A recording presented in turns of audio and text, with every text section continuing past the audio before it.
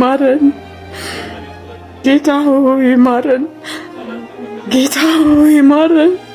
3 ልጆችን በሞት አጥቻለሁ። ተወዳጇ ተዋናይ ንጹህ ኃይሌ በልቧ ደብቃ ያኖረችው መራር እውነት።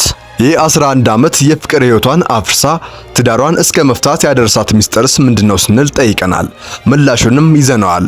ጤና ይስጥልን የምንወዳችሁ ተወዳጅ በሆነው የቤቶች ድራማ ላይ ሻሼ በተሰኘው ገጸ ባህሪ የምናውቃት ተዋናይ ንጹህ ኃይሌ በስክሪን ከሚታየው ፈገግታዋና ፍቅቅነቷ ጀርባ እጅግ ልብ የሚነካና የሚያሳዝን ነገር የተሞላ የትዳርና የእናትነት ብሎም የሴትነት ህይወትም አሳልፋለች።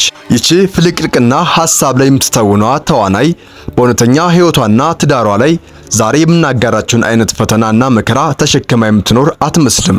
በድራማዎቿ ላይ ያላት ተዝናኖትና ህይወት አልጋ ባልጋ የሆነላት ሴት ብትመስልም ንጹህ ኃይሌ ግን በጓዳዋ ተሸክማ የኖረች ህይወት ብዙዎችን አጀብ ያስባለና አይ ፈጣሪም አለ እንደ የሚያስብል ታሪኳንም እናገኘዋለን። ለመሆኑ የአርቲስቷ ትዳር ምን አገኘባት ካላችሁ ምላሹን በዝርዝር ይዘነዋል፣ ታደምጣላችሁ። እናንተ ብቻ እንደተለመደው ላይክና ሳብስክራይብ የሚሉ ነጭና ቀይ ቀለማትን መታ አያረጋችሁ አብራችሁን ጥቂት ዝለቁ። የአርቲስት ንጹህ ኃይሌና የባለቤቷ አቶ በላይነህ መኩሪያ ህይወት ታሪክ የሚጀምረው በካምፓስ ቅጥር ግቢ ውስጥ ያገኘችው ገና በአፍላ እድሜዋ ትምህርታቸውን ኮሌጅ ውስጥ የነበረው በንጹህ ጓደኝነት የጀመረው ቀስ በቀስም እያደገ ወደ ጠንካራና ወደ ፍቅር ግንኙነትም አደገ።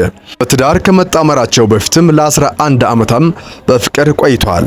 በዚህም የፍቅር ጊዜያቸውም በየቀኑ ሳይገናኙና ሳይነጋገሩ ውለው እንደማያውቁም ይናገራሉ። ፍቅራቸውም በመረዳዳት በግንኙነትና በእውነተኛ ጓደኝነት ላይ የተመሰረተም ስለነበረ አብረው የሚያሳልፉትን እያንዳንዱ ግንኙነታቸውም የበለጠ ያጠነክራቸው እንደነበርም ጥንዶቹም ይናገራሉ።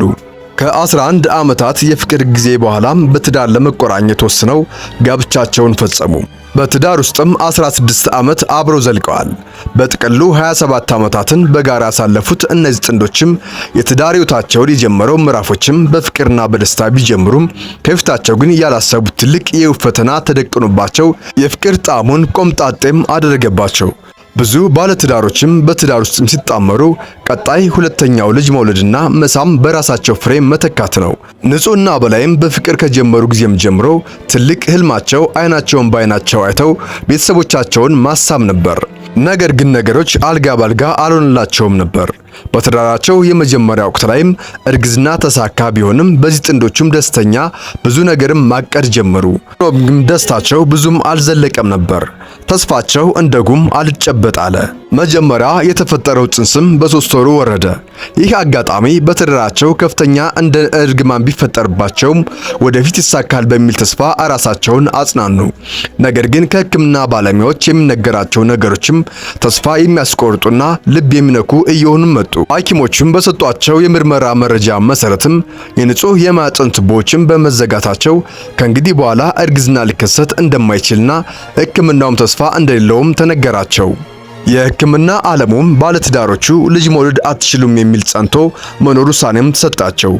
ይህ ዜናም ወላጅ ለመሆን የሚፈልጉ ለ11 ዓመትም በፍቅር የዘለቁ ጥንዶችም በአሁኖቹ ባለትዳር የማይገፉት ሀቅ ሆነባቸው።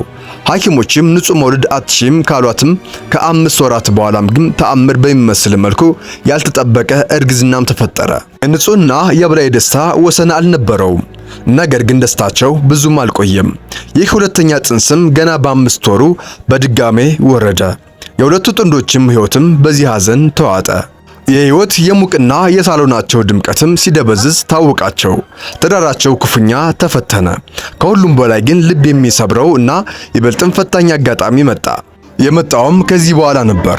ንጹህ ኃይሌ ለ3ኛ ጊዜም አረገዘች። በዚህኛው እርግዝና ላይም የሚቻላቸውን ሁሉ ጥንቃቄ ተደረገ። ሙሉ የ9 ወር እርግዝና ጊዜዋን ጨርሳ ቀናት ብቻ መጠበቅ ጀመረች። እናት ልጇን ለማቀፍ ቀናቶች ብቻም ቀሯት። ባልና ሚስት ቀናቶችን፣ ደቂቃዎችን በጉጉት መጠበቅ ጀመሩ። ልትወልድ 15 ቀን ብቻ ሲቀራት ግን ያ ሁሉ ተስፋና ጥረት በአንድ ጀንበር ከንቱ ሆነ። ልጅ በማህፀን ውስጥ እያለ ህይወቱ አለፈ። 9 ወር የተሸከመችውና የተዘጋጀችበትና በጉጉት የጠበቀችው ያለፈችበት የሁለት ልጆቿ ተስፋና ካሳ ነው ያለችው ልጇ በማህፀኗ ላይም ሊሞት ቻለ። ንጹህ ኃይሌ የማይችሉ ጥልቅ ሕሊናና የአካል ጉዳትም ተፈጠረባት። ንጹህ ኃይሌ ለሶስተኛ ጊዜ ልጅ የመውለድ ጊዜዋም በኋላም አልችልም እናት መሆን ለኔ ቅዠት ነው በማለትም የመጀመሪያ ጊዜ አርዕስቷ በልጅ ተስፋም ቆረጠች። በዚህ ሁሉ ፈታኝና ልብ የሚሰብሩ አጋጣሚዎች ውስጥም የባለቤቷ በላይነህ መኩሪያ ሚና ግን እጅግ አስደናቂም ነበር። አብዛኛውን ሰው በልጅ ማጣት ፈተና ውስጥም ትዳሩ ሲናጋ ወይም እሱን የሚጎዳ ንግግሮችን ሲናገር የሚታይበት በአሁኑ ዘመን ግን በላይነህ የንጹን የእውነተኛ ፍቅርና ተምሳሌት ሆኖ ቆመ። በላይነህ ሚስቱን በየቀኑ ያጽናናም ነበር። በእያንዳንዱ ሕክምናም እንባ ውስጥም አጠገቧ በመሆንም ፈጣሪ ሁሉን ነገር ማድረግ ይችላል እያለ ያጠነክራትና ያጽናናትም ነበር።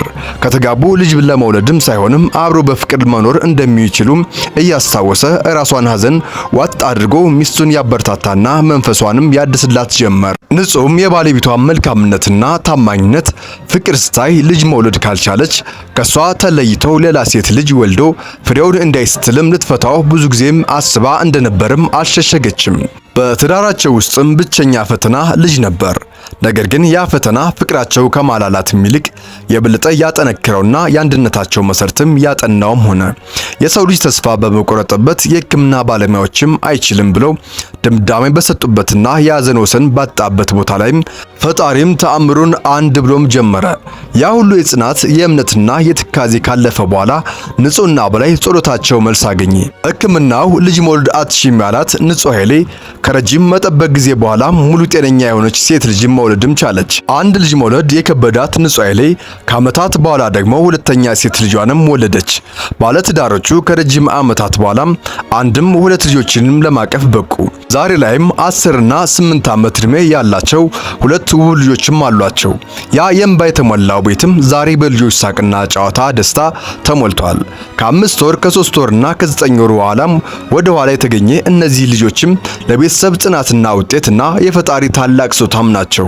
አርቲስት ንጹህ ኃይሌና ባለቤቱ በላይነህ መኩሪያ የህይወት ታሪክም በአሁኑ ወቅትም በትዳራቸው ውስጥም ልጅ በማጣት ተስፋ መቁረጥ ወይም ሌላ ፈተናዎች ውስጥም የሚያሳልፉ በርካታ ጥንዶችም ተስፋና ጥንካሬያቸው የሚሰጥ ነው። በሕክምና ሳይንስ አንዲት ሴት በማህፀን ቱቦ ተዘግቷል ተብላ በምርመራ ወቅት ህመም ወይም ፍርሃት ምክንያትም ከሚከሰት የቱቦች መኮማተር ወይም ጊዜያዊ ጥበት ምክንያትም በምርመራ ላይም በመዘጋቱ ሊያሳይም ይችላል። እነዚህ ጊዜያቶችን በሂደቱ በራሳቸው ጊዜም ሲለቁ ተሎ ተመልሶ ክፍተት ሊሆን ስለሚችል እርግዝና የመከሰት እድልም አለው። ይህ የሚያሳየው የቱንም ያህል የሕክምና ውጤትም ተስፋ አስቆራጭ ቢሆንም አንዳንዱ ተስፋ ሳይቆርጡ ተደጋጋሚውን ሕክምና ክትትል በማድረግና በፈጣሪ ክንድ ላይ መደገፍ የሚጠበቅባቸውን ውጤት በማግኘትም እንደሚረዳን ነው። ሳይንስና ጽናት አንድ ሲጣመሩ የአምላክ ጣልቃ ገብነት ሲታከልበት ደግሞ የሰው ልጅ ጥረት ፍሬው አፍርቶ የተመኘውን ደስታ በእጁ ለመጨበጥም ያስችለናል። ነገር ግን የምንወዳችሁ የዚህ ፍልቅልቅ አርቲስት የትዳር ፈተናና የፈጣሪ ታምር ብሎም የባሏ ጥንካሬና አጋርነት እንደምታዘባችሁት ሲሆን እንደተለመደው ሐሳባችሁና ምኞታችሁን በኮሜንትስ መስጫ ሳጥን ላይ አስፍሩልን። የዛሬው ዝግጅታችን ይህንን ይመስል ነበር። ከልብ እንደወደዳችሁትም ተስፋ እያደረግን እንደዚህ ያሉ አስደሳችና ወቅታዊ ዜናዎችም እንዲደርሷችሁ ሀበሻ ፕላስ ዩቲዩብ ቻናልን ላይክ እና ሰብስክራይብ ሼር እያደረጋችሁ የልብ ቅርጿንም መታ እየሰጣችሁ አዲስና ወቅታዊ መረጃ እናደርሳችኋለን። በሌላ የተሻለ ዝግጅት እስከምንገናኝ በያላችሁበት የዓለም ዳርቻ ሁሉ ሰላማችሁ ብዝት ይበለን። ይህ ሀበሻ ፕላስ ዩቲዩብ ቻናል ነው።